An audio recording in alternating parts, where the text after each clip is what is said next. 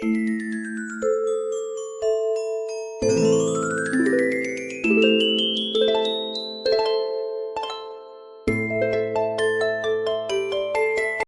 à tous.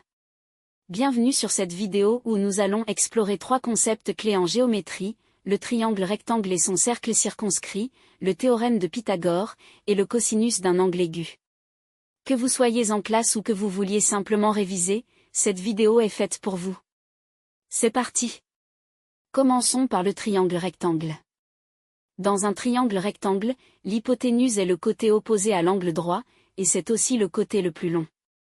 La propriété annonce que le milieu de cette hypoténuse est équidistant des trois sommets du triangle. Autrement dit, si on prend le milieu de l'hypoténuse, il est à la même distance des trois sommets. Par exemple, si A, B, C est un triangle rectangle en A, et I est le milieu de BC, alors IA égale IB égale IC. Cette propriété est réciproque, si dans un triangle, le milieu d'un côté est équidistant des trois sommets, alors ce triangle est rectangle. Ensuite, parlons du cercle circonscrit. La propriété annonce que, dans un triangle rectangle, le milieu de l'hypoténuse est le centre de son cercle circonscrit, c'est-à-dire le cercle qui passe par les trois sommets du triangle. Par exemple, soit AB, c'est un triangle rectangle en A, et I le milieu de BC. Alors, I est le centre du cercle circonscrit ABC.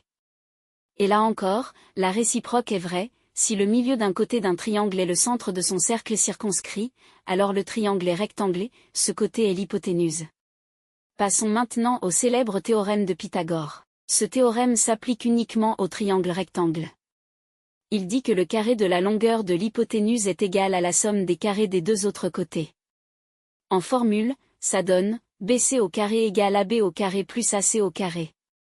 Prenons un exemple concret, si AB égale 8 cm et AC égale 6 cm, alors BC au carré égale 8 au carré plus 6 au carré, égale 64 plus 36, égale 100, égale 10 au carré.